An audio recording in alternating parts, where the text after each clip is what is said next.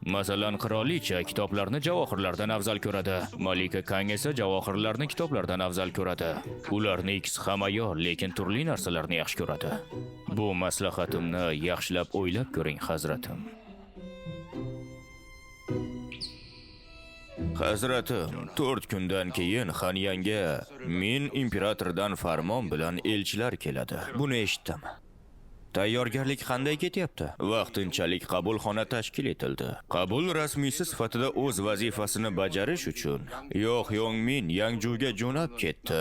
Tepyonvangacha bo'lgan rasmiy qabul zali tozalandi. Bulardan tashqari biz elchilarni xursand qilish maqsadida juda katta masxarabozlarni ham chaqirib qo'ydik. Rasmiy ishlar tugagandan so'ng Xan daryosida qayiqlar suzdiramiz. Elchilar olimlar bilan she'r yozishlari uchun.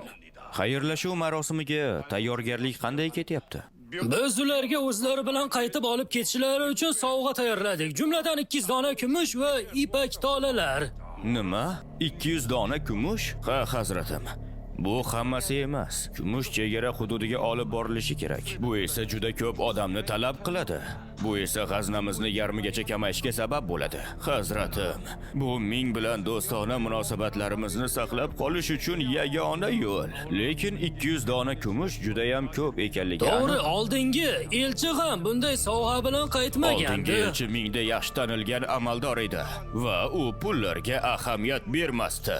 Biroq bu safar kutayotgan elchimiz o'zining vatanida ham ochko'zligi bilan mashhur bo'lgan. Ortiqchalik keyinroq tuzatilishi mumkin, lekin kamchilikni to'ldirishga vaqtimiz bo'lmaydi. Yaxshi tayyorgarlik ko'rishimiz kerak. Men bu fikrlarga qo'shilaman. Biz elchi nima talab qilishini hali bilmaymiz. Biz ularning hokimiyati va ta'sirini chegaralab qo'ya olmaymiz. Shunday ekan, ularni yaxshi kutib olish eng to'g'ri yo'l. Bas qiling. Bas yetar. Davlatimiz g'aznasi xalqimizning qoni, teri va mashaqqatli mehnati bilan to'lgan. Shunga qaramay, resurslarimizni himoya qilish o'rniga ularga xushomad qilishga intilyapsiz. Hali nima talab qilishini bilmay turib, 200 dona kumushni tayyorlamoqchisizlar. Xo'sh, hali ham xalq manfaatini ko'zlagan holatda ish tutyapman deya olasizmi? Uyalmasdan buni qanday qilib aytish mumkin? Lekin hazratim, diplomatik masalalarga kelganda xohishimizni shunchaki talab qila olmaymiz. Choson xalqi to'lagan soliqlar Choson qirollik oilasiga tegishli. Eng kam miqdordagi sovg'alar va kumush quyma tayyorlang va elchilarni qabul qilishni eng kamtarona tarzda o'tkazing. Xo'p bo'ladi, hazrat oliylari. Hammasini buyurganingizdek qilamiz.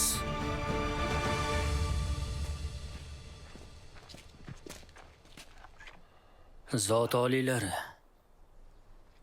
Meni orqaroqda kuting. Xo'p bo'ladi, zot oliylari. Xo'sh, nima bo'ldi? Chizmachi Yiyang bugun Bangchong qishlog'ida hushsiz holda topildi. U sog'-omonmi? Ha, hazratim. Faqat og'ir jarohatdan hushsiz. U hozir qayerda? Loyihani topdingmi? Afsuski topolmadim. Gap shundaki, uni xavfsiz joyga olib borgandim, lekin hozir Keyinchi issiz g'oyib bo'libdi. G'oyib bo'ldi. Ha, hazratim, hech qanday buzg'unchilik ko'rmadim. Menimcha o'zi qochib ketgan ko'rinadi.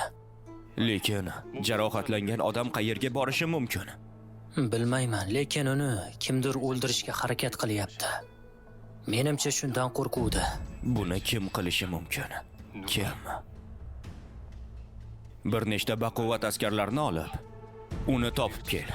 Xo'p bo'ladi. Sizni tushundim. Shoshilishing kerak.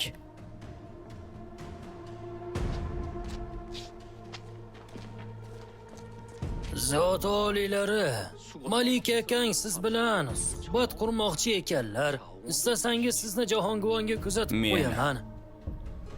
Bugun hech kimni ko'rishni xohlamayman. Lekin qurolim, haligi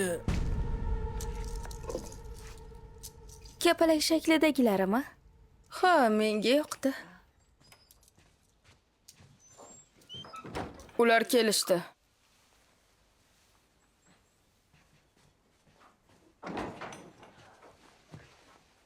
Nima gap? Hazrat oliylari hukumat zalidan chiqib ketdilar.